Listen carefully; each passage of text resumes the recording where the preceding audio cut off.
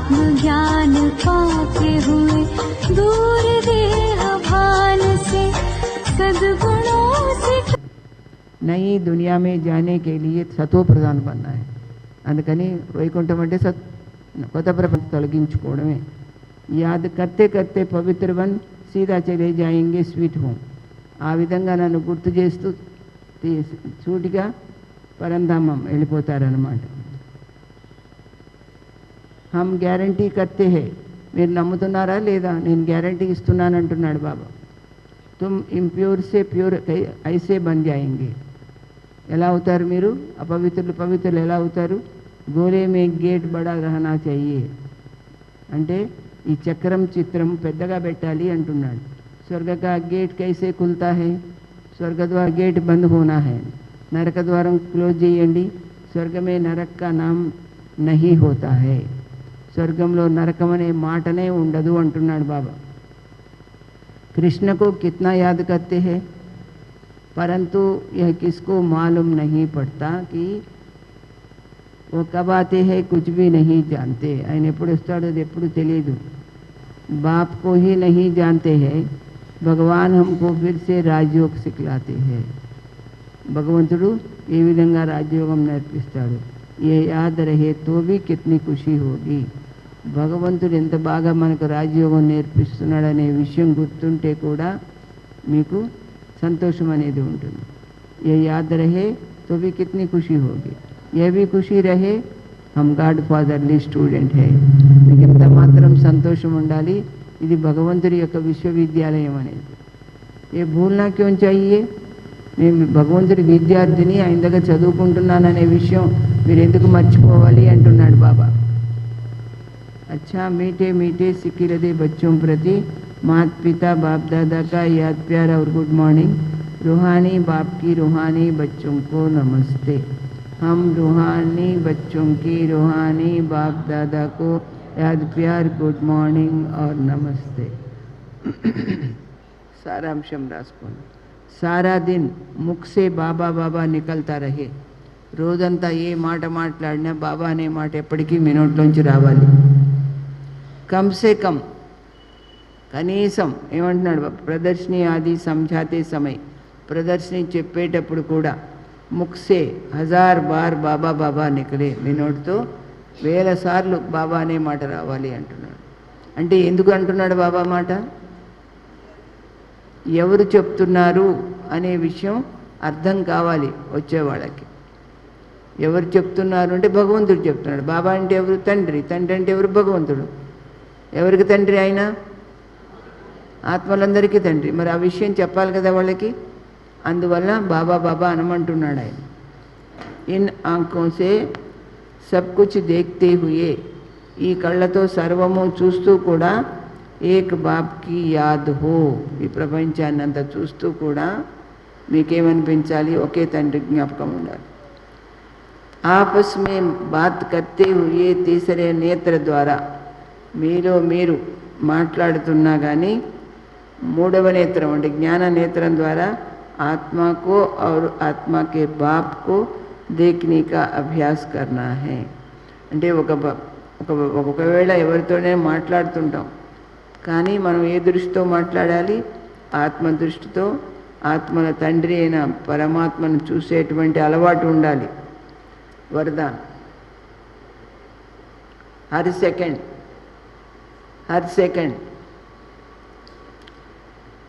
और संकल्प को अमूल्य रीति से प्रति क्षणము కూడా ప్రతి సంకల్పాన్ని అమూల్య రీతి से व्यतीत करने वाले, చాలా విలువగా గడిపే వాళ్ళై.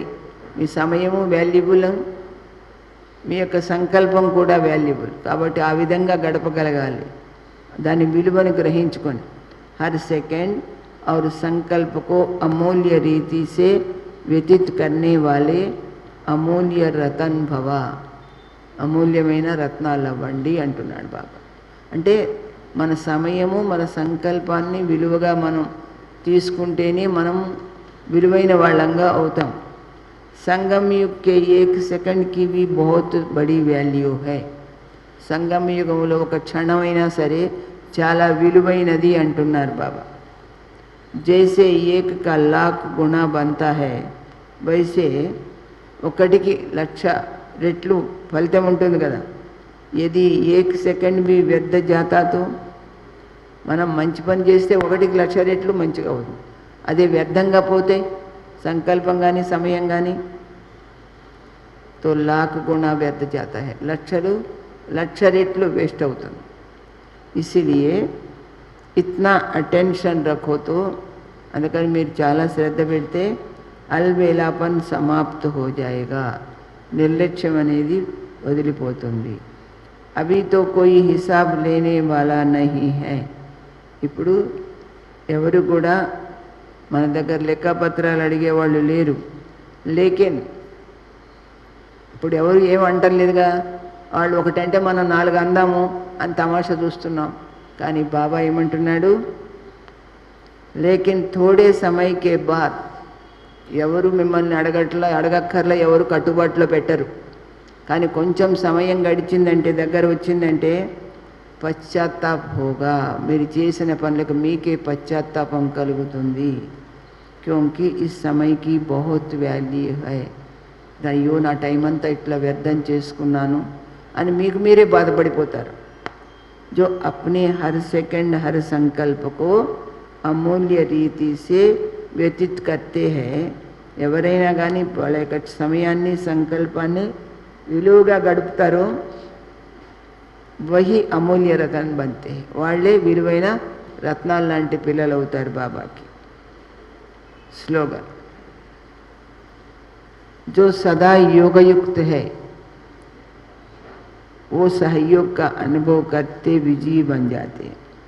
యోగ అంటే బాగా ఎవరైతే బాబాని గుర్తు చేస్తారో, యోగయుక్తంగా ఉంటారో వాళ్ళు అందరి సహకారాన్ని అనుభవం చేసుకుంటూ విజయులు అవుతారు అంటున్నాడు బాబా. పాయింట్ भी लिखो, ఆత్మ శబ్ద స్మృతి మే ఆనే సే హి, ఆత్మ అనే మాట మనకు గుర్తుకు రాగానే रूहानियत के साथ శుభ భావన भी आ जाती. ఆత్మీయతతో పాటు శుభ భావన కూడా ఉంటుంది. అందుకే బాబా ఇప్పుడు హోంవర్క్ ఏంటి పిల్లలందరికీ, ఏంటి, నిజంగా మీరు ఆత్మస్థితిలో అందరి పట్ల ఆత్మీయతతో ఉంటే శుభభావన అనేది వస్తుంది. అందరి పట్ల శుభభావన అనేది రావాలి. పవిత్ర దృష్టి హో జాతి హై, మీ దృష్టి పవిత్రం అవుతుంది. చాహే బల్ కోయి గాలి भी दे रहा है, పోనీ ఎవరైనా తిట్టారనుకోండి మీకు, లేకిన్ యహ్ స్మృతి రహే, ఈ విషయాన్ని గుర్తుంచుకోండి కి యహ్ ఆత్మ తమోగుణి పాట బజా రహీ హై. తిట్టారని మనం బాధపడేది ఏం లేదు, ఈ ఆత్మ పాత్ర ఇంకా తమో గుణంలోనే ఉంది అనుకోవాలి. అలా అనుకుంటే మన బుద్ధి పాడు కాదు, లేకపోతే పాడైపోతుంది. తో ఉస్సే నఫరత్ నహీ కరేంగే, అప్పుడు వాళ్ళని అసహించుకోం మనం. అంటే డ్రామాలో వాళ్ళ పాత్ర అది ఉందని మనం అర్థం చేసుకుంటే మనం ఎవరిని అసహించుకోలేం. ఉన్కే ప్రతి भी శుభభావన బనీ రహేగి, అలాంటి వాళ్ళ పట్ల కూడా మనకు శుభభావననే ఉంటుంది. అందుకనే కొందరంటే ఇష్టం, కొందరంటే కష్టం అని అలాంటిది ఎవరైనా పెట్టుకోకూడదు అన్నమాట. మనకేముండాలి చెప్పండి, అందరి పట్ల శుభభావననే ఉండాలి, ఎవరిని అసహించుకునే గుణం ఉండద్దు. ఓం శాంతి. यही मन में बाबा है हरदम हमारे, तेरी याद दिल से नहीं दूर जाए, नहीं दूर जाए. मिले शक्तियाँ सिद्धियाँ सब खजाने, तो भी प्यार तेरा नहीं भूल पाए, नहीं भूल पाए. यही मन में बाबा है हरदम हमारे.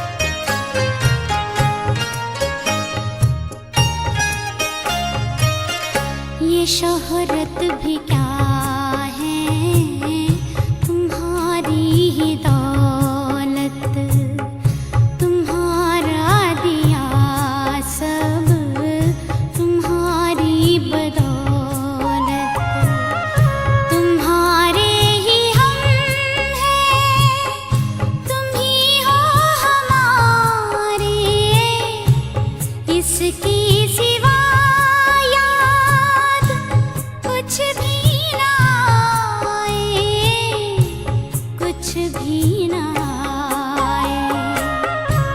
यही मन में बावा है हरदम हमारे।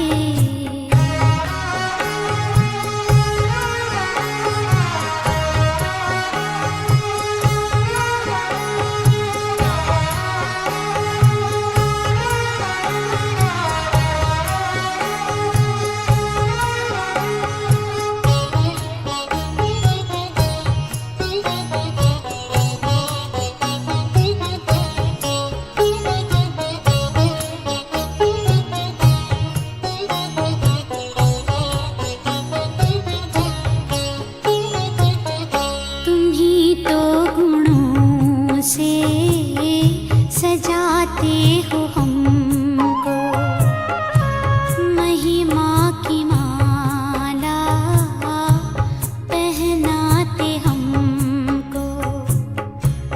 हम जो बने हैं तुम्हारे बनाए, कहीं खुद पे हमको गुरूर न जाए, गुरूर न जाए। यही मन में बाबा है हरदम हमारे।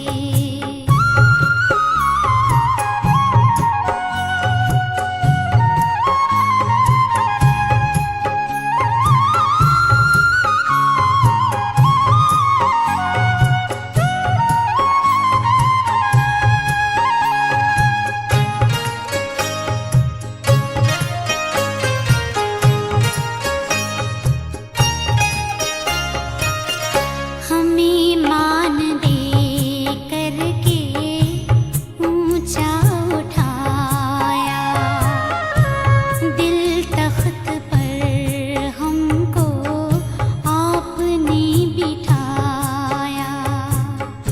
हमें खुशनुमा जिंदगी देने वाले, तेरी खूबियों को जुबां कैसे गाएं, जुबां कैसे गाएं। यही मन में बाबा है हरदम हमारे। तेरी याद दिल से తరం పోయేవాళ్ళమే. మానవ జన్మ సార్థకం కావాలి. తల్లిదండ్రులు జన్మనిస్తారండి, గురువు జన్మ లేకుండా చేస్తారనమాట. అలాంటి గురు పరంపర ఉన్న దేశమే ఈ భారతదేశం. భారత అన్నారు. భా అంటే ప్రకాశం అండి, రత అంటే ఆ ప్రకాశం పట్ల ఆసక్తి ఉన్నవాడు భారతీయుడు అనమాట. మనమందరం ఆత్మస్వరూపులం అండి. యవ్వనం మహాత్ములతో సంబంధం పెట్టుకోవాలండి, వృద్ధాప్యం పరమాత్మతో సంబంధం పెట్టుకోవాలి. से स्वागत करेंगे, वेलकम करेंगे। तो जिस दिन का इंतजार था वो आ गया। सभी अच्छे से करतल बनी से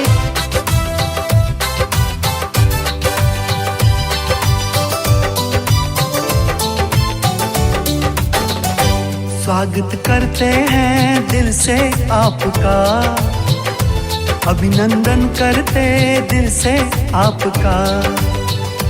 स्वागत करते हैं दिल से आपका, अभिनंदन करते दिल से आपका। खिली है कलियां सजे हैं द्वार, खिली है कलियां सजे हैं द्वार। आए हैं जिनका था इंतजार, स्वागत करते हैं। भाई इसके लिए दो शब्द हैं। जैसे फूलों की क्यारी में गुलाब उग जाता है, जैसे फूलों की क्यारी में गुलाब उग जाता है, रात के बाद जैसे सवेरा निकल आता है, रात के बाद जैसे सवेरा निकल आता है। भाई जी आप आते हो तो जहाँ भी आप आते हो जहाँ भी जिस कार्यक्रम में तो उस महफिल में सबका भाग्य जग जाता है, सबका भाग्य जग जाता है, सबका भाग्य जग जाता है।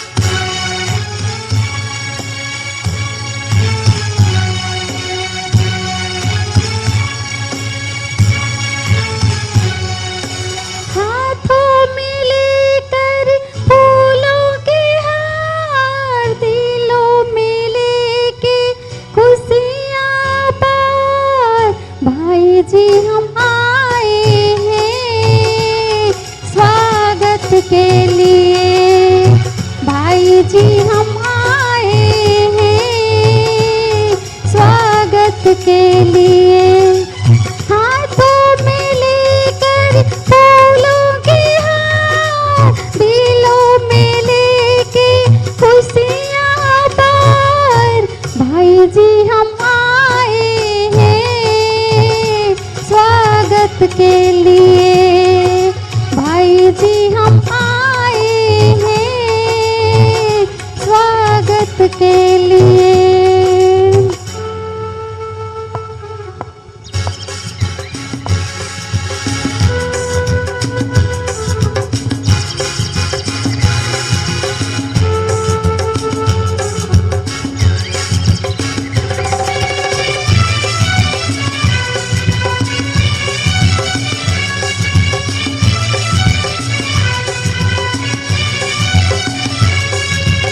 झूमता है उपवन, देखो महकी है ए डाली डाली, मिल रहे सुमन मन, देखो आई है खुशियाँ निराली।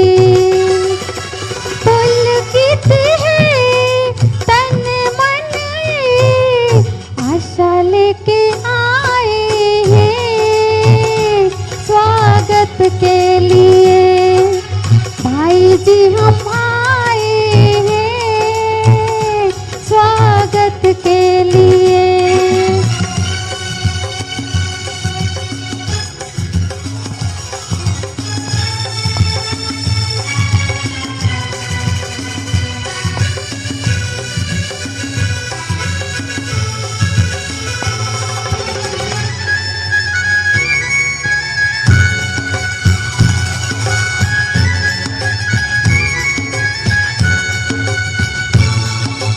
कूकती है कोयल, मीठी धुन ये तो सबको सुनाए, छोड़ के तराना ये सभी के दिलों को सुहाए।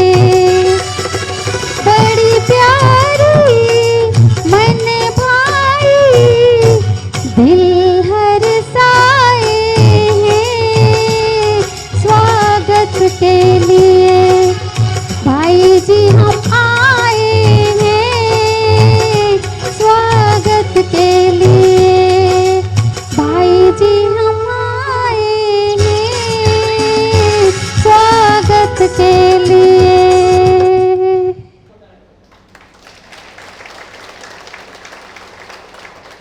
बहुत बहुत थैंक यू सुरभि बहन।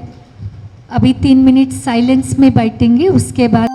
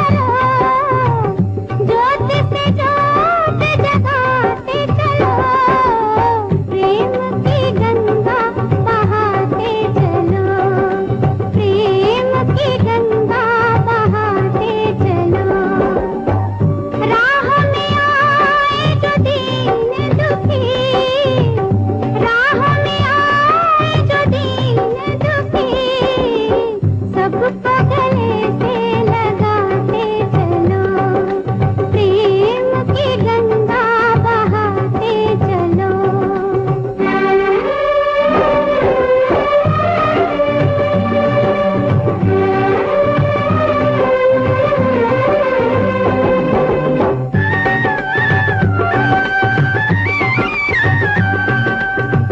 जिसका न कोई संगी साथी, ईश्वर है रखवारा।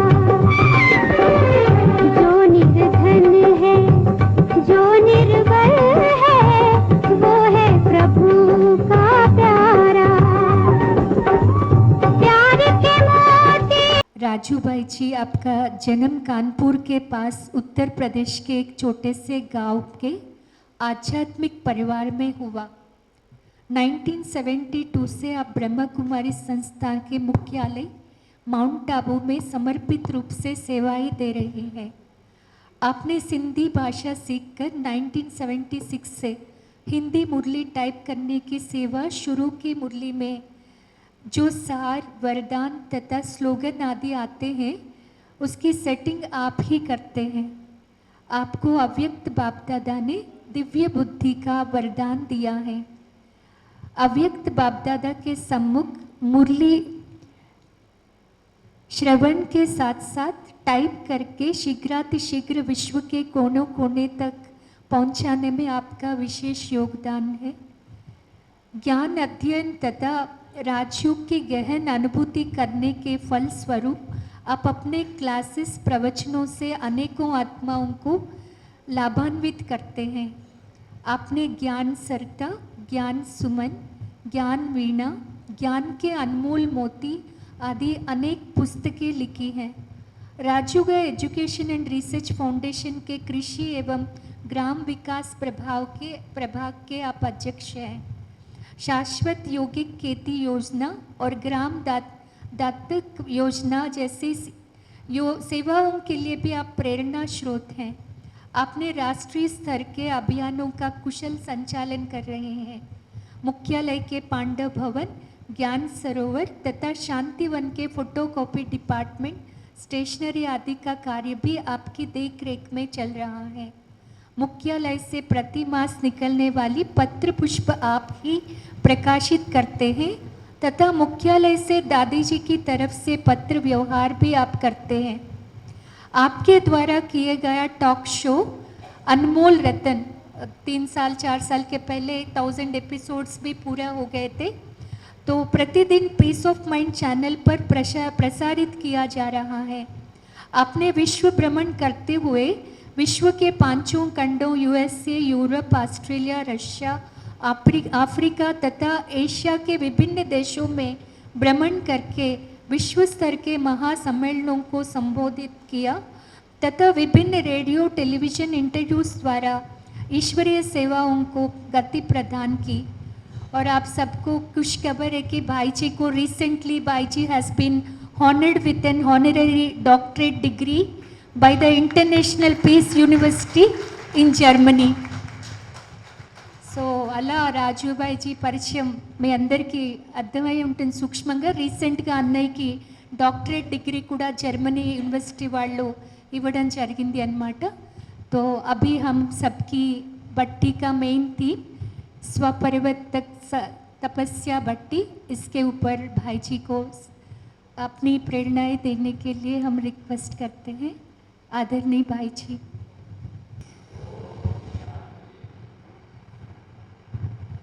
आप सभी विशेष स्वपरिवर्तन योग तपस्या के लिए एकत्रित हुए हैं। वर्तमान विश्व परिवर्तन के निमित्त बने हुए हम सब बाबा के बच्चे जानते हैं कि विश्व परिवर्तन का आधार स्वपरिवर्तन है। हम बदलेंगे तो जग बदलेगा। हम ये अपेक्षा नहीं रखते हैं ये बदलेगा तो हम बदलेंगे, लेकिन बाबा ने हम सबको स्वपरिवर्तन की ही पढ़ाई पढ़ाई है। स्व का परिवर्तन करो, खुद को देखो।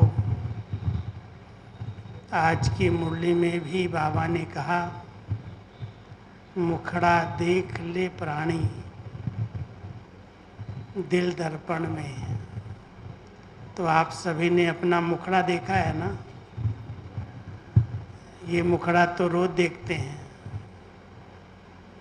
आईना के सामने खड़े होते हैं। इस मुखड़े पर कोई दाग तो नहीं है, कोई चीज लगी तो नहीं है, फौरन उसको ठीक कर लेते हैं।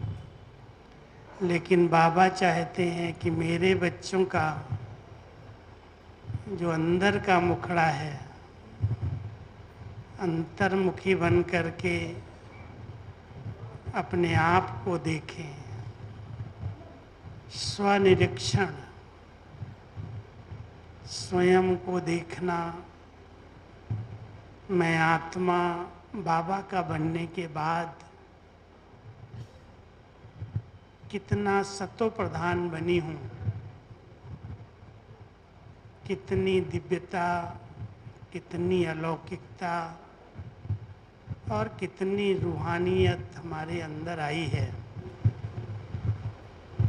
जैसे लोग हैं, क्या ऐसे ही तो हम नहीं हैं? बाबा हम सबको मनुष्य से देवता बनाने की पढ़ाई पढ़ा रहे हैं। वो दिव्य गुण हमारे जीवन में कहाँ तक आए हैं? हमारे चेहरे से, हमारे चलन से, हमारे व्यवहारिक जीवन से वो दिव्यता दिखाई देती है। या कोई भी ऐसे बोल, ऐसे कर्म, ऐसा व्यवहार हम कर लेते हैं जो किसी भी आत्मा को दुख पहुंच जाए। बाबा कहते हैं, बच्चे चेक करो, मैं आत्मा किसी को भी दुख तो नहीं देती हूँ। एक बहुत ऊपर की चेकिंग है ये। कई बाबा के बच्चे कहते हैं, हम दुख देते तो नहीं हैं, लेकिन कोई देता है तो ले लेते हैं, दुखी हो जाते हैं। जब हम देते नहीं हैं तो लेते क्यों हैं? इस पर भी ध्यान देना, क्योंकि दुख और अशांति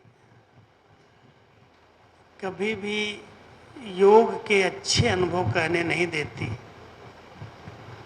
जो आत्माएं किसी न किसी प्रकार से डिस्टर्ब रहती हैं, अशांत रहती हैं, अंदर अंदर कोई दुख की फीलिंग लेकर के बैठती हैं, उनका योग नहीं लगता। बाबा ने हम सबको परिवर्तन का आधार योग बताया है। आज की सारी मुरली जो आप सबने सुनी है, उसमें बाबा ने बार बार कहा है कि बच्चे स्वयं का परिवर्तन करो, खुद को देखो, अपना पोता में रखो, अपना चार्ट रखो, अपना रिकॉर्ड रखो। 3 बातें मैं बता रहा हूँ। जो बिजनेसमैन होते हैं, पहले ज़माने में वो एक, अभी कंप्यूटर एज आ गई, लेकिन पहले एक बही खाता रखते थे। जो कमाई होती, सारे दिन में जो कमाते, जो खर्चे होते, उसका हिसाब किताब रखते, जिसको पोता मेल कहते हैं। कई बार कमाई कम होती है, खर्चे बहुत होते हैं, और अगर कमाई कम है, खर्चे बहुत हैं, तो कर्जा लेना पड़ता है। कभी भी सुख शांति जीवन में नहीं रह सकती। बाबा कहते हैं आज की दुनिया में भी लोग अपना बजट बनाना जानते हैं, बजट बनाते हैं, कमाई का और खर्चे का कितना बचत होती है उसका बजट बनाते हैं। मेरे बच्चों को भी कमाई कितनी है और खर्चे कितने हैं। कमाने के कई साधन हैं, जमा करने के कई साधन हैं। सर्व शक्तियों सर्व गुणों को जमा करने के लिए हम सब अमृत वेले उठते हैं, बाबा से वरदान लेते हैं, शक्ति लेते हैं।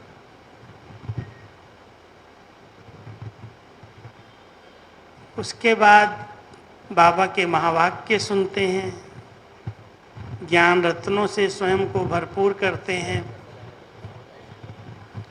कर्म क्षेत्र पर कर्म योगी बन करके रहते हैं, शुद्ध शाकाहारी सात्विक भोजन खाते हैं, अच्छा संग करते हैं, बहुत अटेंशन रख कर के हम एक योगी जीवन जीना चाहते हैं। बाबा के बच्चे योग लगाने वाले नहीं, योगी जीवन वाले हैं। हमारी जीवन योगी जीवन है।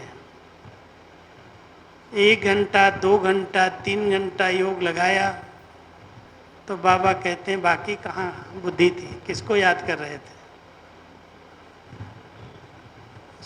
स्वतः योगी निरंतर योगी बन जाएं, उसके लिए हम सबको स्वयं पर बहुत अटेंशन देने की ज़रूरत है। और स्वयं में भी अटेंशन केवल 2 बातों का मुख्य है। एक, हमारे संकल्प किस क्वालिटी के हैं, हमारा चिंतन कैसा है। कहते हैं चिंतन की धारा को बदल लो तो जीवन बदल जाएगा। किस प्रकार का सोच है, किस प्रकार का चिंतन है, उसमें कितनी साधारणता है, कितनी व्यर्थ और नेगेटिव संकल्प हैं। अगर हमें अपनी अमूल्य जीवन, मूल्यवान जीवन बनानी है तो बाबा कहते हैं बच्चे अपने संकल्पों पर पहरा दो, अटेंशन दो। जो काम के मेरे संकल्प नहीं है वो संकल्प मुझे नहीं चलाने हैं, मना है बाबा की। अगर स्व परिवर्तन हमें करना है तो सबसे पहला साधन है स्वचिंतन पर ध्यान देना। किस प्रकार का चिंतन मेरा चल रहा है, किस प्रकार के संकल्प चलते हैं। संकल्पों में कोई साधारणता नहीं तो नहीं है। व्यर्थ संकल्प पर, चिंतन वाले संकल्प पर, दर्शन वाले संकल्प तो नहीं चलते। अगर हम सब ने संकल्प की शक्ति को पहचाना है, अचानक अगर आपसे हम पूछते हैं क्या सोच रहे हो, ऐसे तो नहीं कहेंगे कुछ नहीं। हर समय कुछ न कुछ चिंतन चलता ही है। आत्मा की जो सबसे बड़ी शक्ति है मन, वो मन को चलने की बहुत आदत है, वो चलता ही रहता है। इसलिए उसका जब चित्र बनाते हैं संकल्पों का तो एक वेव दिखाते हैं, लहरें दिखाते हैं। इसका कंट्रोल हमारे हाथ में आ जाए, संकल्पों पर पूरा नियंत्रण हो कि जो मुझे सोचना है वही सोचना है। जो मेरे काम के संकल्प नहीं हैं वो मुझे नहीं सोचने हैं। अगर हम सब अपने संकल्पों को बचाना सीख जाएं, संकल्पों को ब्रेक देना सीख जाएं, तो जो इस जीवन में अनुभव करना चाहो कर सकते हो। अनुभव कराने वाली जो शक्ति है वो संकल्प शक्ति है। इसलिए न तो हमें संकल्पों को, मन को मारना है, न दबाना है, न अमन करना है, न दमन करना है। क्या करना है? सुमन बनाना है। मन को अच्छे अच्छे संकल्प दे करके, बहुत सुगंधित संकल्प, जो संकल्प हमारा आभा मंडल क्रिएट करते हैं। योगी आत्माएं जो श्रेष्ठ संकल्प करती हैं, शुद्ध संकल्प करती हैं, जिनका अपने संकल्पों पर ध्यान है, उनका चलना फिरना, बोलना, बैठना, किसी स्थान पर रहना, वहाँ का स्थान बहुत शक्तिशाली बन जाता है, पावरफुल बन जाता है। वहाँ खुद तो अपने स्वस्थिति में रहते ही हैं, लेकिन अगर आजू बाजू में कोई हिंसक प्राणी आ जाए, हिंसक भावना वाला व्यक्ति आ जाए, तो उसकी हिंसक वृत्तियां चेंज हो जाती हैं, परिवर्तन हो जाती है। पहले ज़माने में हमारे ऋषि मुनि संत जब गुफाओं में, कंदराओं में अकेले अकेले रहते थे, धुनी जला करके बैठते थे। ऐसी अभी तक कलयुग के अंत में भी कुटियाएं हैं जहाँ सन्यासी संत तपस्या करते हैं अकेले में रह करके, और उनके चारों ओर इतना अच्छा आभा मंडल बनता है, इतने अच्छे वाइब्रेशंस बनते हैं, जो कई हिंसक प्राणी चुपचाप वहाँ करके बैठ जाते हैं, शांति का अनुभव करते हैं, वहाँ से हिलते ही नहीं हैं। कोई डर नहीं, कोई भय नहीं, कोई हिंसा नहीं। वो अपनी हिंसक वृत्तियों को भी त्याग देते। हम सब बाबा के बच्चे तो महातपस्वी आत्माएं हैं, लेकिन अगर हमारे संकल्प साधारण हैं, व्यर्थ हैं, नेगेटिव हैं, कुछ भी हम सोच रहे हैं उस पर हमारा कंट्रोल नहीं है, तो हमारा आभा मंडल, हमारी वृत्तियों से बनने हुए वाइब्रेशंस शक्तिशाली नहीं बन सकते। इसलिए बाबा के सभी बच्चों को इस समय अपने संकल्पों पर बहुत बहुत बहुत अटेंशन देना है। अगर अपनी जीवन मूल्यवान बनानी है तो सबसे अमूल्य है संकल्प शक्ति, उसको बचाओ। दूसरा है संगम का एक एक सेकंड समय बहुत वैल्यूबल है। ऐसे नहीं बैठ गए तो परपंच में लग गए, ये क्या करता है, वो क्या करता है, यहाँ क्या चलता है, वहाँ क्या चलता है। बाबा ने किसी को भी इस प्रकार की चर्चा करने की छुट्टी नहीं दी है, श्रीमत नहीं है। कभी भी उस आत्मा की प्रगति नहीं होती जो व्यर्थ चिंता और चिंतन में संगम के समय को गंवाता है।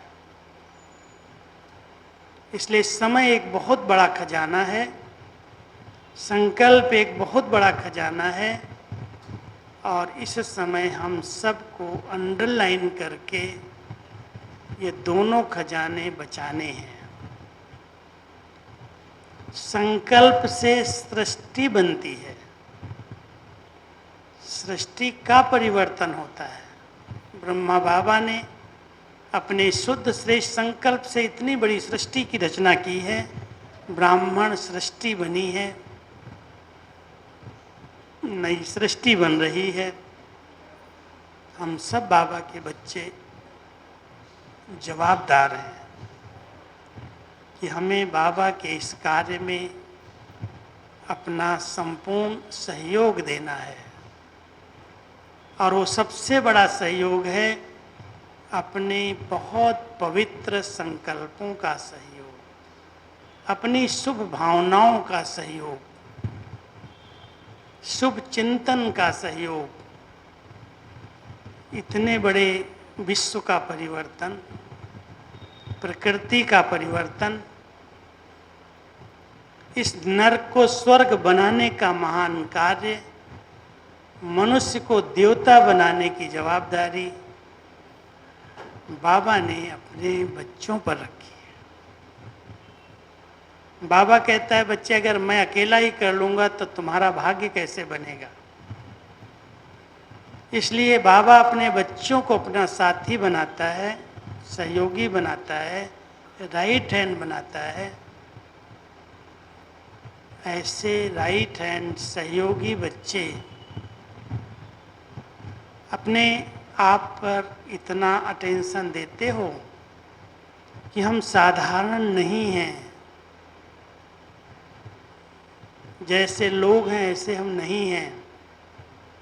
हमने संकल्प लिया है कि हम सब परिवार में रहेंगे, घर गृहस्थ में रहेंगे, प्रवृत्ति को संभालेंगे, लेकिन इन विकारों पर संपूर्ण विजय प्राप्त करेंगे।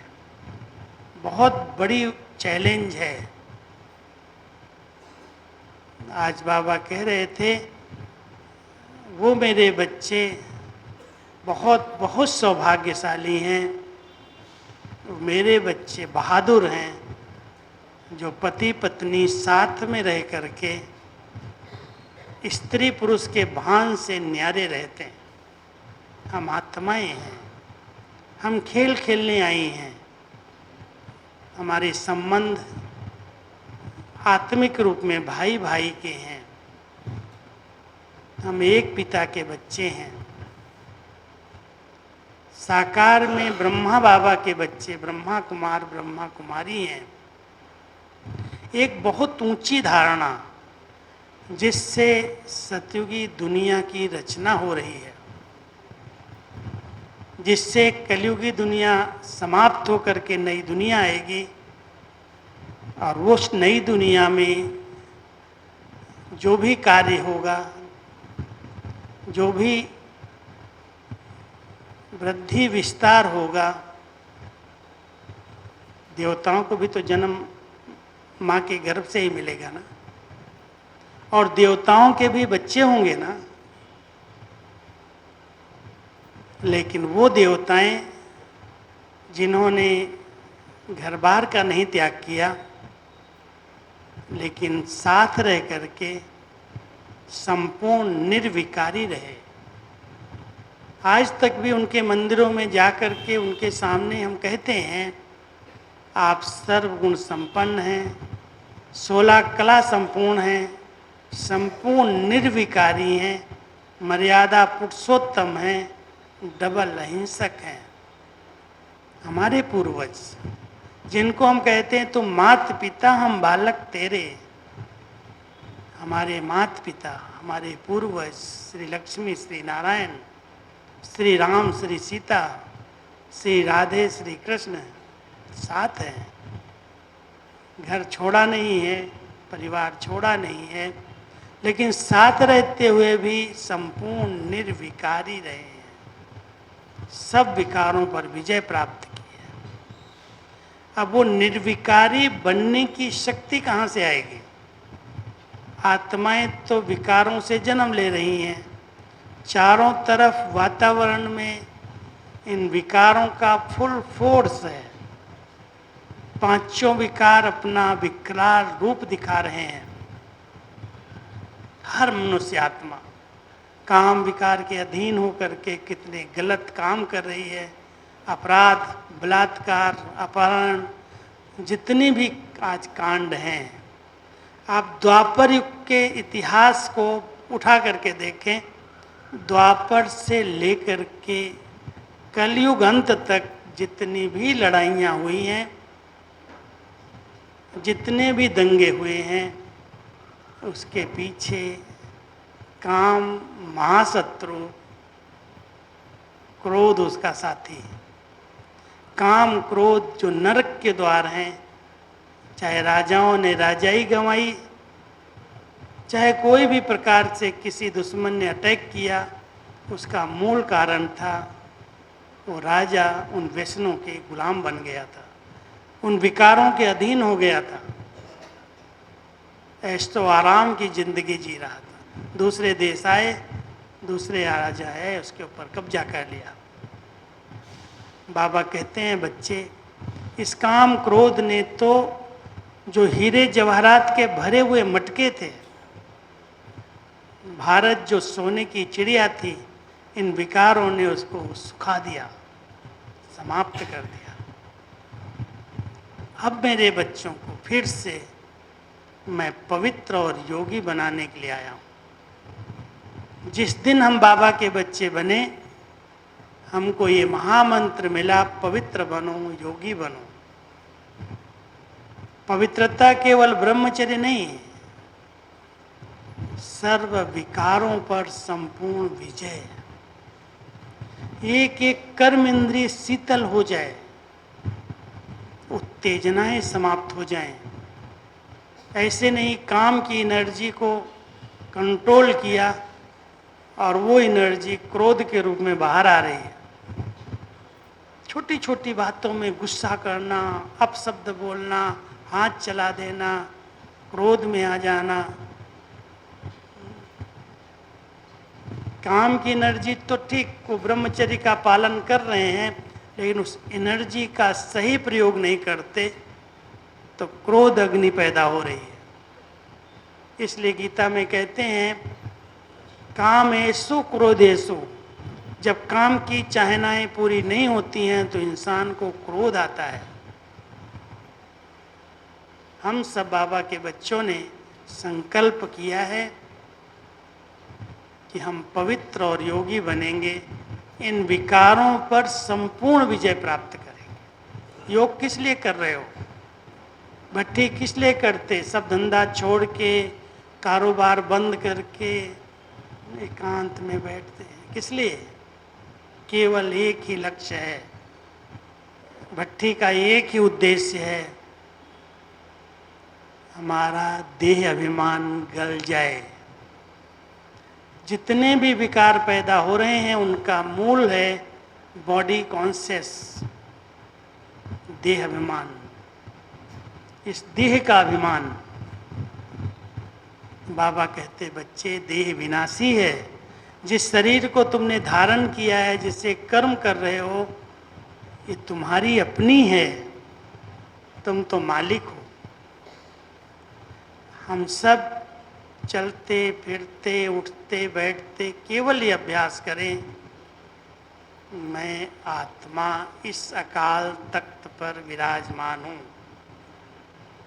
और मेरी कर्म इंद्रियां, आँख, नाक, मुख, कान, हाथ, स्थूल कर्म इंद्रियां और साथ साथ आत्मा की चैतन्य शक्तियाँ, मन, बुद्धि, संस्कार। आप सब राजयोगी बाबा के बच्चे स्व परिवर्तन अगर करना चाहते हैं तो रोज एक बार इन 8 को सामने लाओ और इनसे बात करो। क्या मैं आत्मा मालिक, मन का राजा बना हूँ? जब चाहूँ इसको स्टॉप करूँ, जहाँ चाहूँ इसको ले जाऊँ। आत्मा मालिक मन पर कंट्रोल कर लेती है या मन उसको परेशान कर रहा है, तंग कर रहा है, संकल्प विकल्प हो रहे हैं, नहीं चाहते भी परेशान है। कोई भी ऐसी बात कह दिया, कोई ने प्यार से बात नहीं किया कोई ने कुछ उल्टा काम कर लिया या मैंने ही कोई किसी के साथ कुछ गलत कर लिया, तो संकल्पों की क्यों ऐसे चलती है।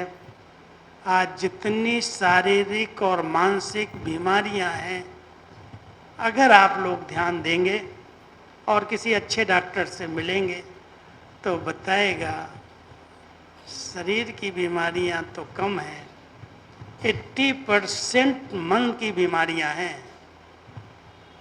उसके संकल्प इतने व्यर्थ हैं, नेगेटिव हैं, कंट्रोल में नहीं हैं।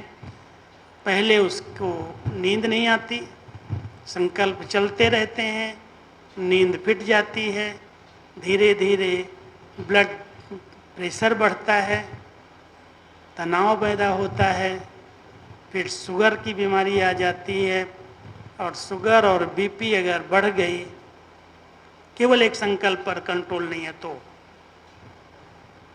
हार्ट की बीमारी हो गई, पैरालाइज हो गया, ब्रेन अटैक आ गया। हर बीमारी का मूल कारण है हमारा श्रेष्ठ संकल्प, अशुद्ध संकल्प। उसकी जगह पर संकल्पों पर कंट्रोल नहीं। अगर हम सब योगी हैं, राजयोगी हैं, तो राजयोगी बाबा के बच्चों को रोज एक बार अपने संकल्पों की गति पर ध्यान देना है। क्या सोचते हैं, क्यों सोचते हैं, किस लिए सोचते हैं।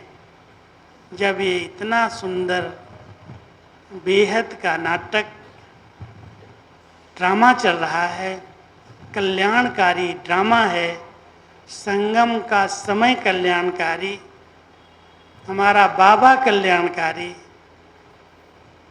और ड्रामा की हर सीन में कल्याण है, तो फिर प्रश्नों में उलझने की क्या आवश्यकता है। क्यों अपने संकल्पों को हम व्यर्थ कर रहे हैं। मालिक बनो। ध्यान देना, संकल्प कंट्रोल उनके नहीं हैं जिन्होंने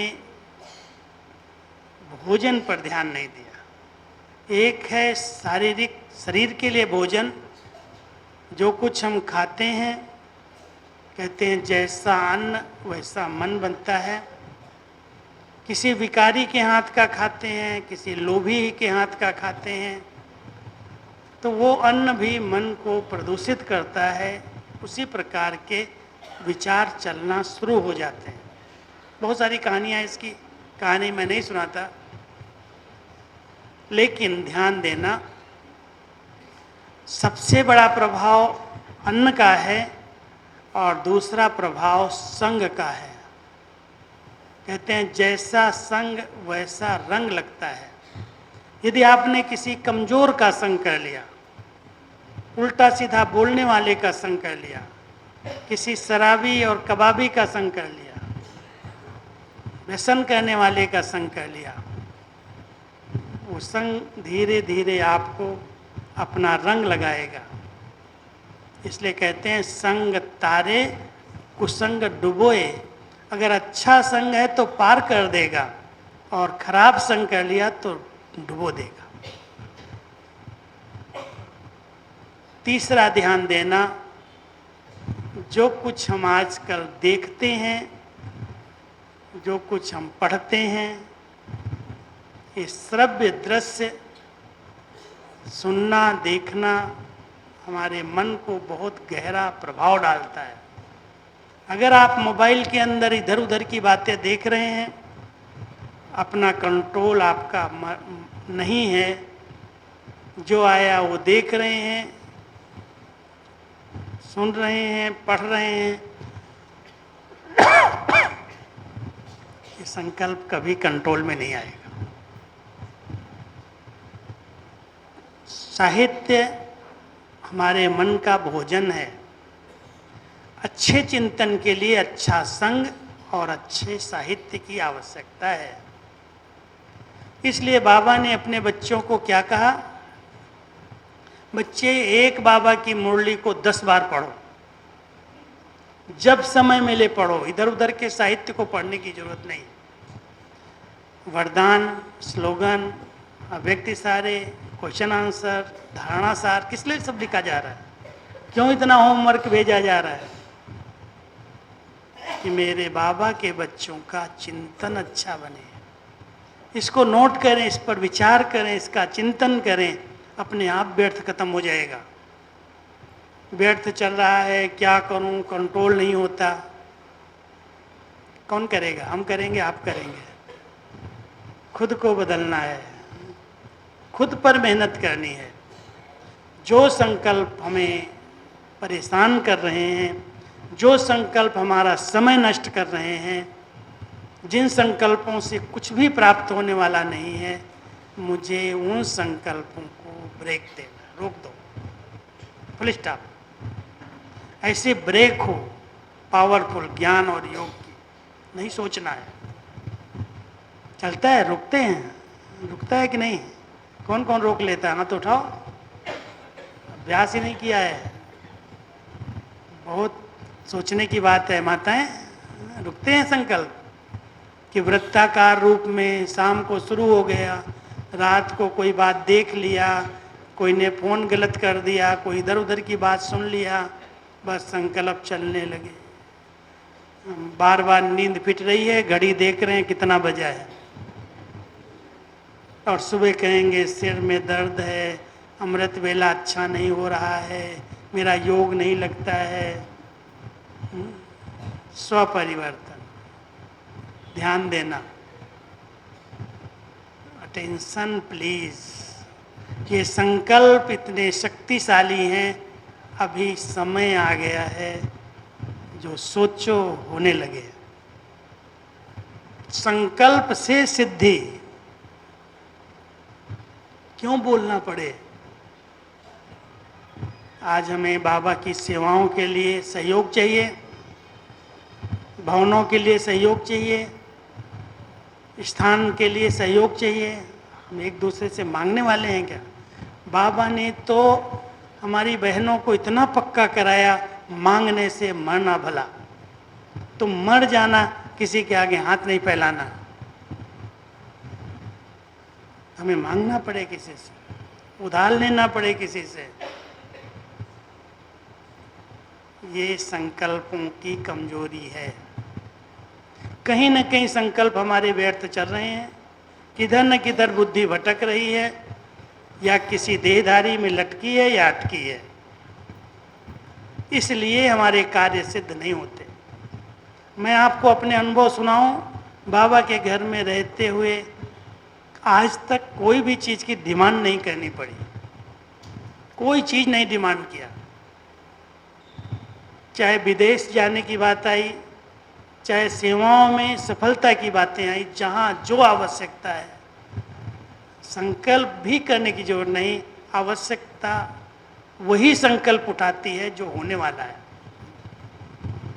संकल्प भी वही उठें जो होना है। ड्रामा निश्चित है, दूसरे संकल्प भी क्यों करें? सोच रहे हैं, टाइम पास कर रहे हैं, खुद डिस्टर्ब, दूसरे को डिस्टर्ब करें। ध्यान देना, संकल्प से सिद्धि, रिद्धि सिद्धि नहीं, तंत्र मंत्र वाली सिद्धियां नहीं, वो तो पाप करा रही हैं। यथार्थ विधि पूर्वक बाबा से संबंध रखना, एक बल एक भरोसा, एक बाबा दूसरा न कोई। जिसने बाबा को अपना संसार बना लिया, जिसका किसी देहधारी पर ध्यान नहीं है, मेरा तो एक बाबा है, हर पल उसको याद करते और पहले संकल्प में याद करते तो उसका काम हो जाता। पहले आपने किसी देहधारी को याद किया और बाद में बाबा को याद किया, बाबा कहता उसी से करा ले भाई, साक्षी हो जाता है, न्यारा हो जाता है, करता ही नहीं। लेकिन अगर पहले संकल्प में मेरा बाबा बैठा है, हजार भुजाओं वाला बाबा है, किसी से भी करा लेगा, मुझे क्या करना है, इतने निश्चय से बाबा को प्यार से। आज क्या बाबा ने कहा, अरे बच्चे सारा टाइम को मेरा बाबा बाबा बाबा बाबा। बाबा बैठा है, कराने वाला है, सब शक्तियां उसके पास है, किसी से भी करा सकता है, किसी को भी टच कर सकता है। लेकिन हमारी आदत बनी है वो भाई बड़ा अच्छा है, वो बहन बड़ी अच्छी है, वो सहयोगी बहुत अच्छा, वो नहीं बहुत अच्छा, और अच्छा अच्छा करके सारा धन लूट के चला जाता है। ध्यान दो इस पर, अटेंशन। कभी भी किसी देहधारी पर प्रभावित नहीं होना, कितना भी वो सिद्ध पुरुष क्यों ना हो। बाबा से बड़ा सिद्धि स्वरूप कोई नहीं है। हम बाबा के हैं, हमने बाबा को संसार बनाया है, एक बाबा दूसरा न कोई। इतनी दृढ़ता से पक्के हो करके अपने संबंध बाबा से रखो।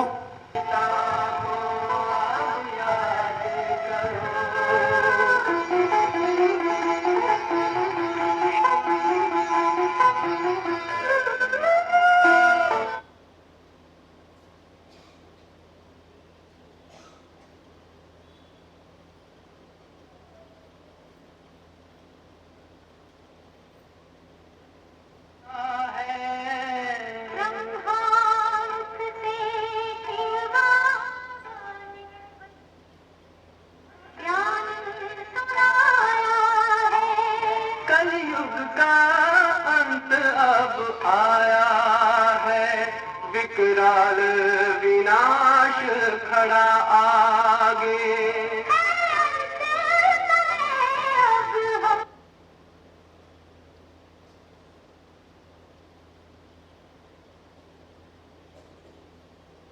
विनाश खड़ा आगे।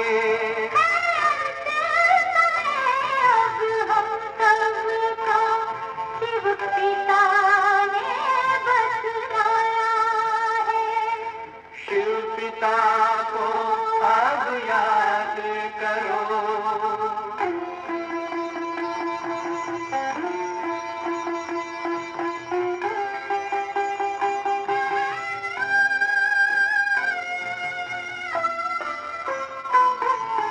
पांडव शिव शक्ति सेना की रणभेरी अब फिर बजती है।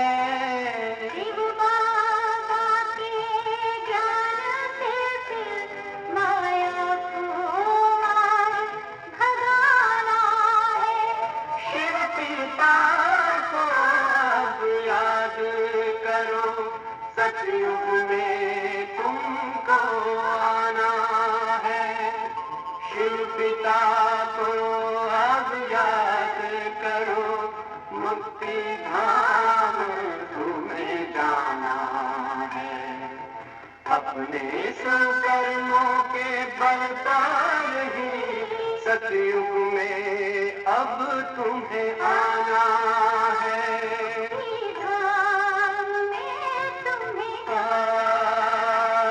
सतयुग में अब तुम्हें आना है। धाम में तुम्हें जाना है।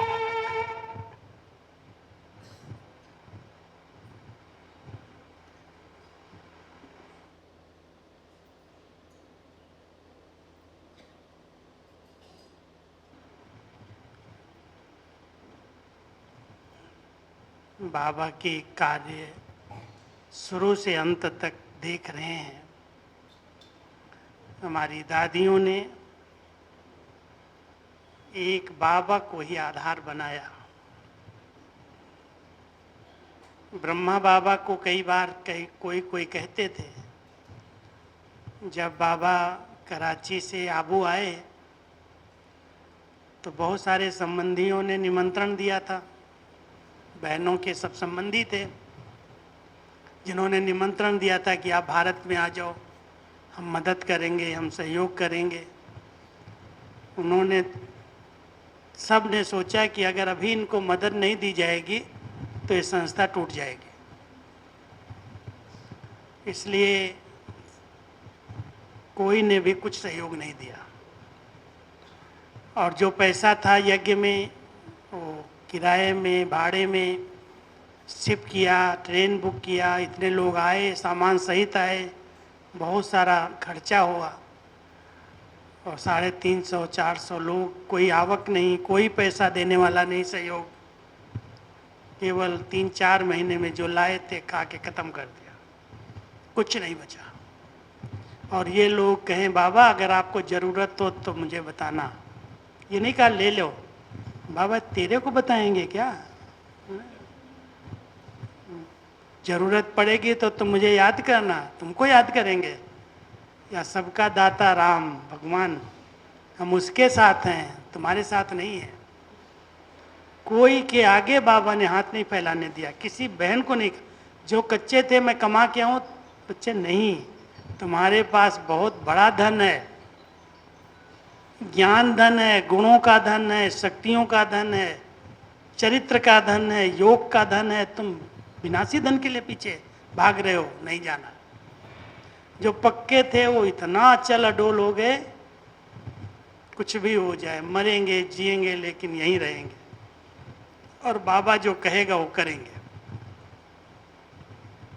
ऐसे निकले। बाबा ने जब कहा कि बच्चे जाओ धन का दान करो, ज्ञान का दान करो, गुणों का दान करो, चित्र उठा करके चल दिए, कुछ नहीं।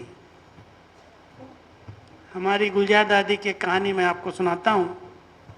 गुलजार दादी को तो सब जानते हैं ना, बाबा का रथ थी, बहुत इनोसेंट थी, कुछ पता नहीं था। बाबा ने कहा बच्ची तुम लखनऊ में जाओ, गवर्नर हाउस में सेंटर खोलना। दादी पूछती है बाबा लखनऊ कहाँ है? कराची से आई थी, आबू में आई थी, उसको क्या पता लखनऊ कहाँ है? बाबा कहता है रे बच्ची, अंधों ने मुल्तान को ढूंढा, तुम त्रिनेत्री होकर के पूछ रही लखनऊ कहाँ है? बाबा ने उसको भेज दिया। ट्रेन जो लखनऊ की तरफ जाने वाली थी उस डब्बे में बिठा दिया गया। ट्रेन में बैठी तो वो सब जनरल डब्बा था, खूब बीड़ी पी रहे थे लोग, धुआं कर रहे थे, और दादी को उल्टी आने लगी। ये क्या असुरों की दुनिया में आ गए हम। 14 साल तो किसी असुर को तो देखा ही नहीं था, शराब पीने वाले, बीड़ी पीने वाले को। और वो जाते ही ट्रेन में दादी घबराने लगी, परेशान होने लगी। अजमेर स्टेशन आया और दादी वहाँ उतर गई। लखनऊ नहीं गई, अजमेर में उतर गई। उतरने के बाद सीधर स्टेशन मास्टर के पास गई। कहती है तुम कैसी ट्रेन चलाता है? तेरी ट्रेन में सब बीड़ी पीते हैं, बदबू करते हैं, मुझे उल्टी आती है, मुझे लखनऊ जाना है। तो बड़े प्यार से देखा है तो बड़े भोले लोग हैं, इनको कुछ पता ही नहीं है। दीदी अगर आपको लखनऊ जाना है तो जनरल डब्बे में आप क्यों बैठी हैं? हम एसी में बिठा देते हैं, फर्स्ट क्लास में, वहाँ कोई बीड़ी नहीं पीता। तो कहती भले बिठाओ। कहती पैसा है? बोली पैसा क्या होता है? पैसा किसको कहते हैं? कुछ पता नहीं पैसा क्या होता है। उसने समझा ये तो बहुत सरल बच्चे हैं, बहुत सीधे हैं। उसने अपनी खर्चे से टिकट बना के उनको फर्स्ट में बिठा दिया। अब लखनऊ पहुंच गई, वहाँ पर पैडल रिक्शा, वो पैर से चलाने वाले उस समय सारे यूपी में वही रिक्शे चलते थे, उस पर बैठ के कहती है तुम मुझे गवर्नर हाउस में ले चलो। वो पैडल वाला रिक्शा वाला कहे दीदी गवर्नर हाउस में कौन जाने देगा, वो तो सिक्योरिटी होती है, वहाँ पर बहुत पुलिस खड़ी होती है, हमको नहीं जाने देंगे। बोली तुम चल। बैठ गई उसके पर। गई तो पुलिस वाले ने रोका, कहाँ जाना है? तो बोलती है हम अपने बाबूजी से मिलने जाना है। अब वो समझ रहा है पुलिस वाला कोई संबंधी इनका होगा, गवर्नर, हमको अपने बाबूजी से मिलने जाना है। छुट्टी दे दिया, जाओ। गवर्नर हाउस में बैठ करके कमरे में बिठा दिया सिक्योरिटी वालों ने। बोला बाबूजी को बुलाओ। बेचारा गवर्नर आ गया बाहर अंदर। कहाँ से आई हो, कौन हो? लोगों ने समझा इनके कोई संबंधी होंगे। तो दादी कहती है बाबा ने मुझे भेजा है माउंट आबू से, गवर्नर हाउस में सेंटर खोल के आओ। तुम्हारे पास कितने कमरे हैं? मुझे कमरा दे दो, मुझे सेंटर खोलना है। न जान न पहचान, मैं तेरा मेहमान। बेचारा पहले देखता रहा, क्या करोगी सेंटर में, ये ज्ञान देंगे, भगवान का परिचय देंगे, मुझे आप कमरा दे दो, बाकी हम कर लेंगे जो करना है। बस गवर्नर हाउस में कमरा लिया, सेंटर खोल दिया। ये हमारी दादियाँ, सच्चे दिल पर साहेब राजी, कुछ दुनिया का ज्ञान नहीं, और सेवाएं शुरू की, और थोड़ी थोड़ी सेवाएं शुरू हुई। धीरे धीरे हमारे लखनऊ में जब सेवाएं शुरू हुई, मोहिनी बहन वहाँ से निकली, और कितनी दादियाँ दीदियाँ निकली। बाबा ने 4 दादियों को तो लखनऊ में भेज दिया, जाओ वहाँ सेवा करो। शांतामणि दादी उधर, सती दादी उधर, भगवती दादी उधर, किसनी दादी उधर, सबको लखनऊ में भेज दिया, जाओ सेवा करो। कितना विस्तार हो गया, कितनी सेवाएं केंद्र खुल गए, बड़े बड़े सुंदर सुंदर सेंटर बन गए, रिट्रीट सेंटर बन गए। लेकिन एक बल एक भरोसा, किसी से नहीं मांगा, किसी के आगे हाथ नहीं फैलाया। दाता एक है, देने वाला एक है, और बाबा क्या नहीं करा सकता। ऐसे करके सेवाओं का विस्तार किया, और अपने प्रति कुछ भी यूज नहीं किया। सबसे बड़ी बात है कि कुछ भी आया, हमारी मनोहर इंदिरा दादी और गंगे दादी दिल्ली में सेवा करती थी। सारा दिन इधर मंदिर में जाना, उधर जाना, ये प्रदर्शनी करना, उधर भाषण करना। तो क्लास में बहुत सारी माताएं आने लगी, पैसे वालों की घरों की माताएं रोज आती, देखती है दीदी ये तो सारा दिन सेवा करती है, ये भोजन कब बनाती। उनको ये चिंता होगी खाती कब हैं, बनाती कब हैं, और कहाँ खाती है।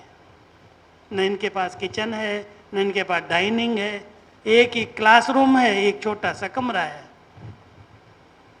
तो एक दिन पूछते पूछते माताएं अंदर घुस गई, दीदी हमें अपना किचन दिखाओ। किचन तो था ही नहीं। एक नमक का डब्बा रखा था छोटा सा, एक आटे का डब्बा रखा था, और एक स्टोव था। आलू बाजार से ले आते थे, छोटी छोटी आलू लास्ट वाली सस्ती, 1 आने वाली 2 आने वाली, और वही काटा और अच्छे रस वाला नमक डाल के सब्जी बनाई और आटे की रोटी बनाई, और प्यार से खाया, और 36 प्रकार का अनुभव किया। तो माताओं को बड़ा तरस आया, दे दादी दीदी हम तो इतना प्यार से खाते पीते हैं, आप इतनी मेहनत करती हो, मैं कुछ ले आऊँ? नहीं नहीं, मुझे कुछ नहीं चाहिए। फिर भी माताओं ने संगठन बनाया, कोई आटा का डब्बा, कोई चीनी का डब्बा, कोई घी का डब्बा, 15 10 12 डब्बे छोटे छोटे बना के सेंटर पर कमरे में रख के गए कि आप लोग आराम से खाएंगे तो हम मुरली सुनने आएंगे, क्लास करने। ठीक है, 1 दिन 2 दिन रखा, और फिर पैक किया, और पैक करके सीधा मधुबन में भेज दिया। फिर 2-3 दिन के बाद वो माताएं कहती, वो कहाँ गया सब? कहती है तुम लोगों को पता नहीं है, बाबा के पास बहुत सारी माताएं हैं, बूढ़ी बूढ़ी, जरूरत वहाँ है, हम तो खा रहे हैं, मौज से रह रहे हैं, जहाँ जरूरत वहाँ हम भेज दिया। इतना त्याग था, अपने प्रति 1 रुपया नहीं रखा, अपने लिए कोई एक साधन नहीं रखे, और बाबा ने उनको धनवान क्या दे दिया, सब महल दे दिए। लेकिन वो त्याग का भाग्य है जो इस समय हम खा रहे हैं, इतना त्याग, ऐसी तपस्या। लेकिन एक बाबा दूसरा न कोई। लंदन में दादी जानकी गई, दादी ने जबरदस्ती कहा नहीं तुमको ही जाना है, 74 में। वहाँ पर केवल 1 कमरा, 1 कमरे में न तो कोई चारपाई, केवल बाथरूम, किचन और कमरा। अब दादी को ज़मीन में पट में लेटने की आदत नहीं, खांसी बहुत आती थी। साथ वाला कमरे वाला जो था अंग्रेज था, वो नॉन वेज बनाता, लहसुन प्याज बनाता। जब वो बनाता तो दादी रात भर खांसती।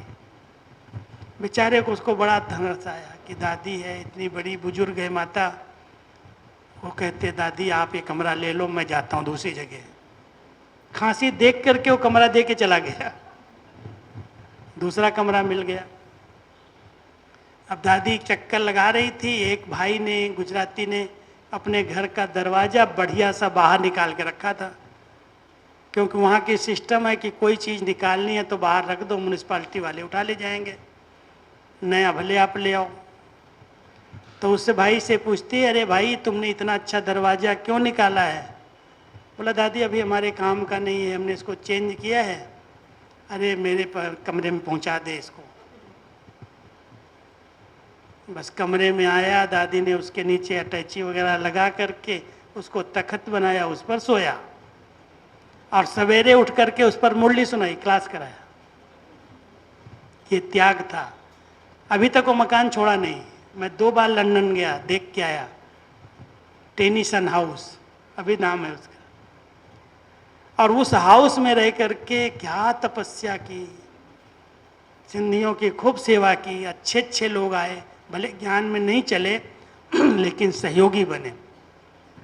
और जब सहयोगी बने तो सबसे पहली भंडारी खुलवाई तो उसमें 80 पाउंड निकला, 80 पाउंड।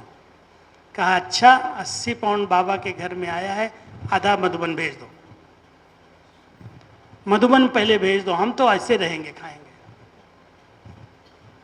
लेकिन धीरे धीरे जो बाबा प्रसन्न हो गया, बड़े से बड़ा diamond house, golden house, diamond house, global house और 60 एकड़ में रिट्रीट हाउस ऑक्सफोर्ड में। आप जाएं तो लंदन के चारों तरफ बाबा के बड़े बड़े भवन बने हुए हैं। त्याग, तपस्या, अपने लिए कुछ नहीं चाहिए। ऐसी जीवन जो अपने प्रति कुछ नहीं, 1 रुपया नहीं, बाबा का कार्य है, स्थापना का कार्य है, उसमें कोई विघ्न ना आए। इन दादियों ने जिस तरह से आज यज्ञ की स्थापना की है, आज हम उसका फल खा रहे हैं। उनका त्याग था, उनकी तपस्या थी, उनकी सेवा थी। नाम मान शान नहीं चाहिए, स्टेज नहीं चाहिए, कोई के लिए भी ये बड़ा तू बड़ा मैं बड़ी कभी भी नहीं सोचा हो। ये तेरा सेंटर हो मेरा सेंटर हो भी नहीं सोचा। ये तुम्हारा जोन हो मेरा जोन नहीं, सब बाबा का, सब बेहद में। एक गली में लखनऊ के अंदर 2 सेंटर हैं, अभी भी हैं। इधर एक खुर्शेद बाग और इधर एक विष्णुपुरी। केवल 5 मिनट पैदल का रास्ता। और दोनों दादियाँ, एक तरफ सती दादी, एक तरफ कृष्णी दादी। इतना प्यार से मैं इधर क्लास कराने जाऊं, अरे भैया तुम उधर आया, मेरे पास भी आ जा, तुम वहाँ नाश्ता किया, मेरे पास भोजन कर ले। इतना स्नेह, इतना प्यार। कितने सारे स्टूडेंट उन्होंने निकाल दिए और दोनों अच्छे अच्छे सेंटर बन गए। महल बाजू में, आजू बाजू में, कभी टक्कर नहीं हुआ। लेकिन एरिया के कारण, मनभेद के कारण, तेरे मेरे के कारण क्यों टकराव में आते, किस लिए आते, किसकी सेवा है? पहले स्व परिवर्तन करो, तब विश्व परिवर्तन होगा। खुद को बदलो। जहाँ पर भी हदें हैं, जहाँ पर भी तेरा मेरा है, वहाँ पर विश्व सेवा नहीं हो सकती। हम सब विश्व परिवर्तक आत्माएं हैं। हम पहले खुद को बदलें। खुद में मैंने 8 बातें आपको बताई थी, लेकिन एक बताई पहले। एक, संकल्प शक्ति पर फुल अटेंशन देना, ये बहुत बड़ी शक्ति है, मन। दूसरा इसके साथी है बुद्धि। बुद्धि बहुत चंचल है और ठीक निर्णय तब नहीं करती है जब उसको थकाते हो, जब उसको बहुत जगह पर भटकाते हो। बुद्धि का काम है, विवेक का काम है समय पर ठीक निर्णय देना। चीटी देखते देखते कान में चली गई तो गया काम से।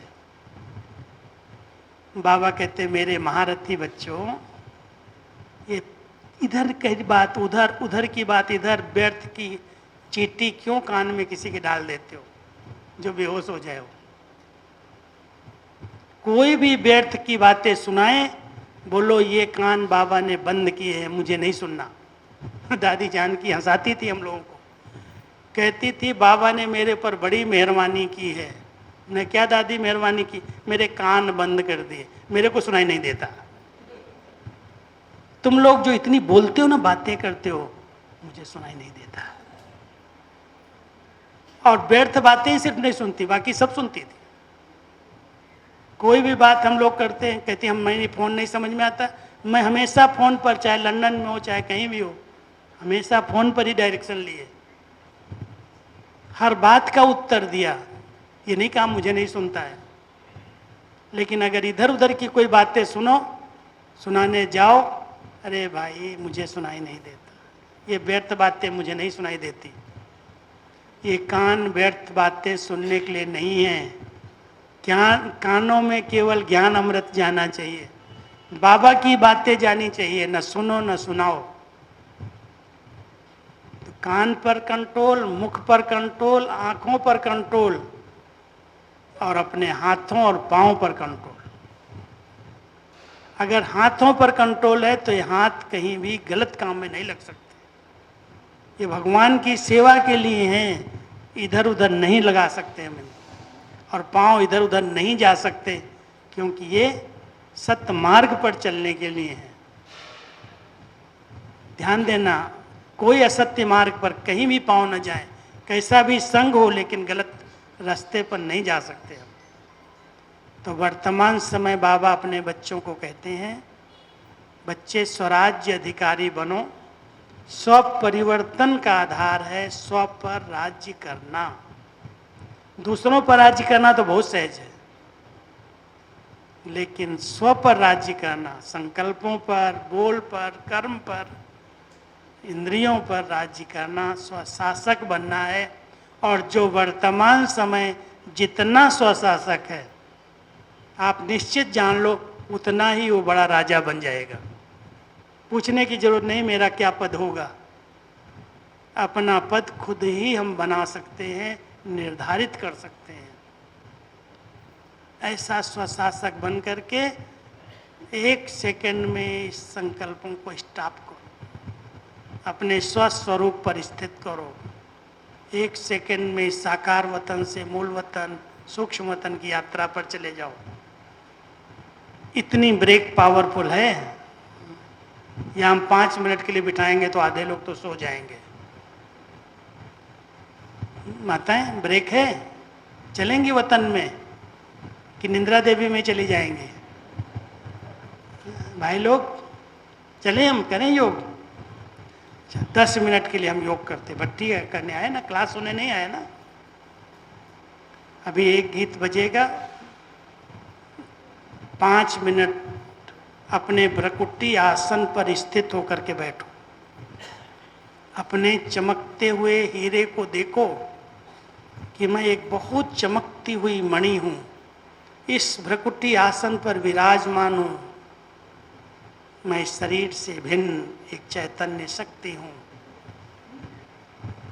और अगर हीरे पर कोई लाइट आती है तो उस हीरे की 7 किरणें ऐसे फैलने लगती हैं। आत्मा के अंदर जो 7 गुण हैं, जब शिव बाबा के साथ कनेक्ट होंगे, उसकी लाइट यहाँ आएगी तो शांति के, पवित्रता के, प्रेम के, सुख के, आनंद के प्रकंपन चारों तरफ फैलता हुआ अनुभव करें। पूरे वायुमंडल में वो किरणें फैलने लगेंगी, हलचल समाप्त हो जाएगी। तो अभी हम सब पहले स्वराज्य अधिकारी बन करके अपने अपने भ्रकुटी आसन पर बैठें और उस ज्ञान सूर्य बाबा की किरणों को, पवित्र किरणों को यहाँ पर एकाग्र करें और अनुभव करें। वो 7 गुणों की किरणें चारों तरफ से फैल रही हैं। ठीक है, బాబాతో కనెక్ట్ అయి ఆ శాంతి కిరణాలు అనుభవం చేసుకుందాం.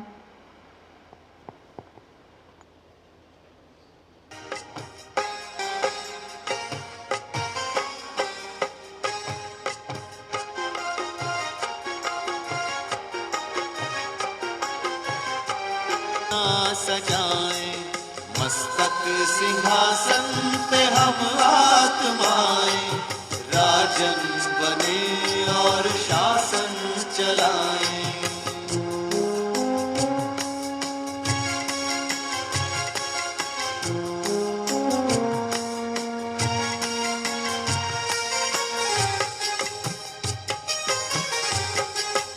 मंत्रणा मिलके मन मंत्री से समाचार पूछ पूछे सजग संतरी से बड़ी सावधानी से इस से पल पल बचाए, मस्तक सिंहासन अपना सजाए।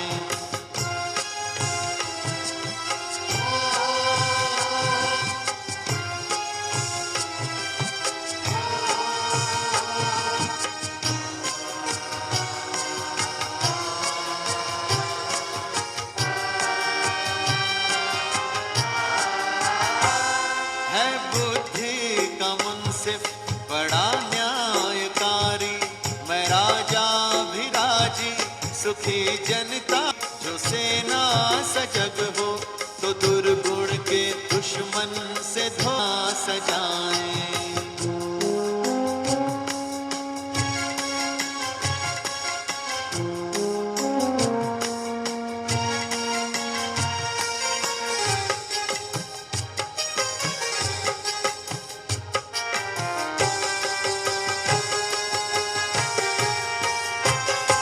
खुदा दोस्त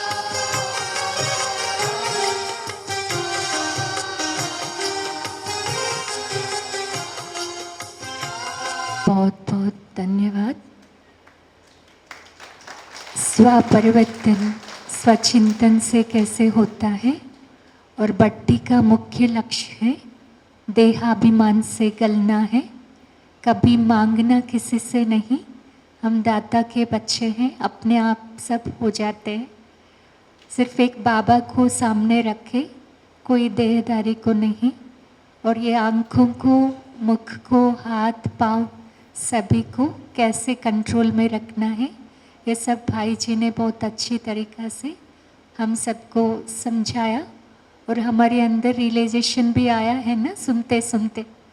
हाँ, महारथी के कान में चींटी जाने से क्या परेशान होती है ना हाथी, वैसे महारथियों की इधर उधर की बातें जब हमारे कान में पड़ जाते तो कैसे हाल हो जाती। तो बहुत अच्छे अच्छे इंस्पिरेशंस के साथ भाई जी ने क्लास कराया। तो भाई जी को और एक बार बहुत बहुत धन्यवाद। थैंक यू भाई जी।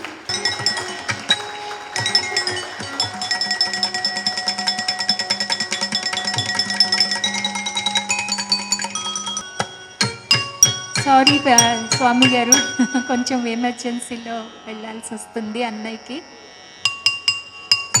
నా నేల భీతి చెందునా, ఆశయాల నీరు పోసి ఆకాశాన్ని వంచుదాం.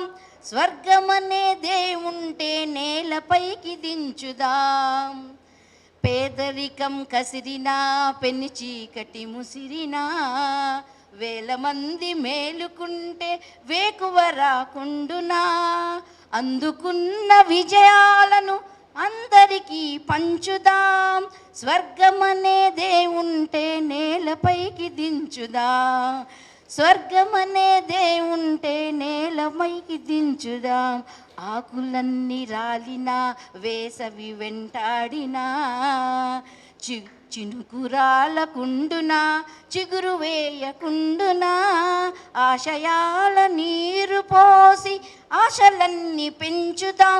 స్వర్గమనే దేవుంటే నేలపైకి దించుదాం. స్వర్గమనే దేవుంటే నేలపైకి దించుదాం. స్వర్గమనే దేవుంటే నేలపైకి దించుదాం. స్వర్గమనే దేవుంటే నేలపైకి దించుదాం. నేలపైకి దించుదాం. నేలపైకి దించుదాం. నేలపైకి దించుదాం.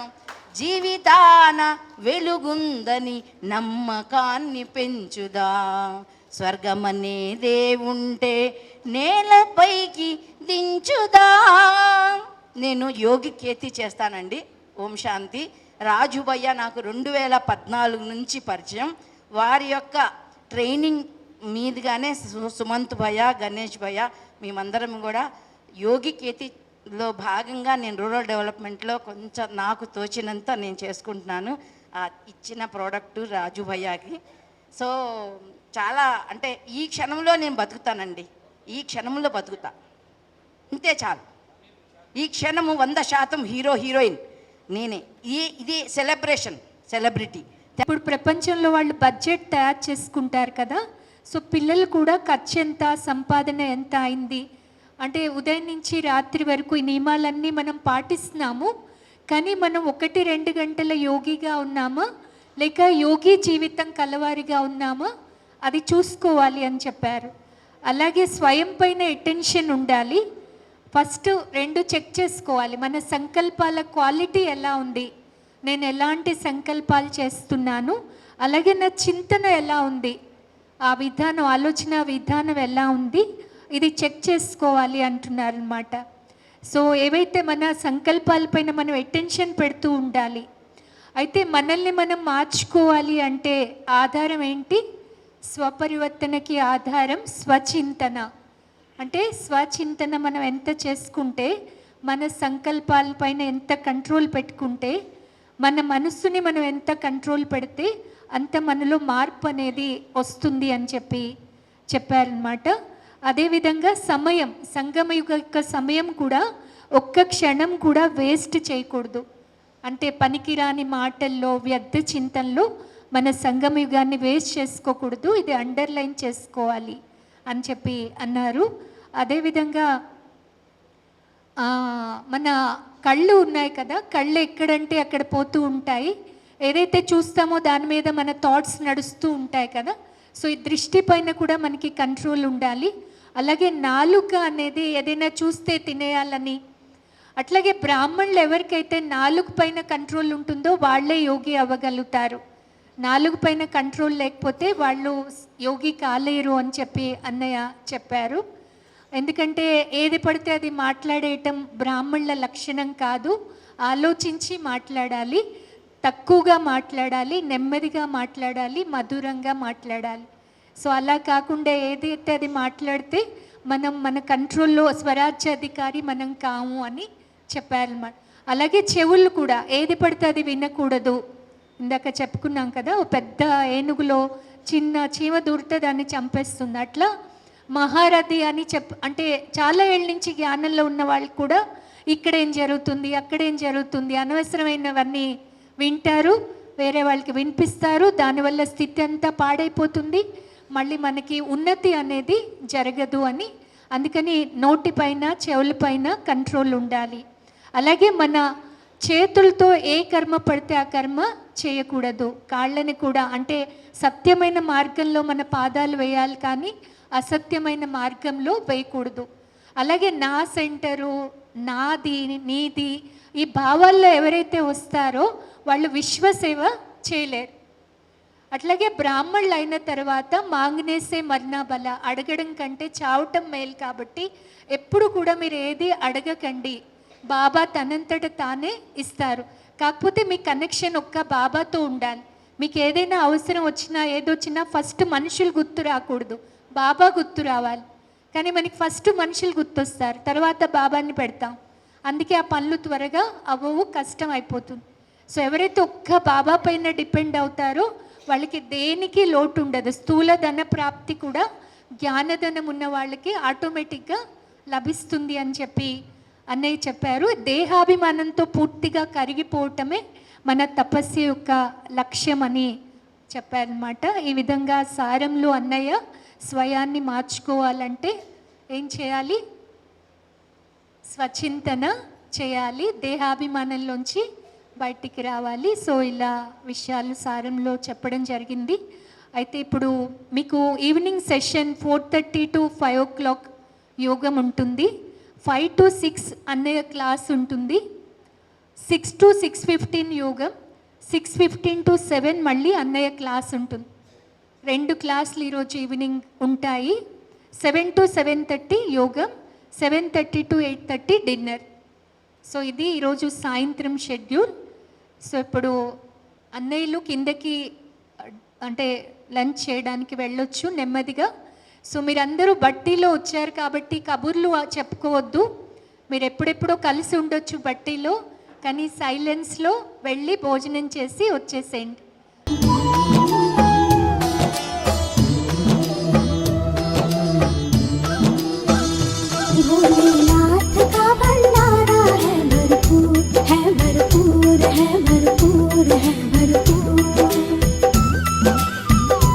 भोलेनाथ भोलेनाथ का भंडारा है, भरपूर है, भरपूर है, भरपूर है, भरपूर। आओ भर लो झोलियां,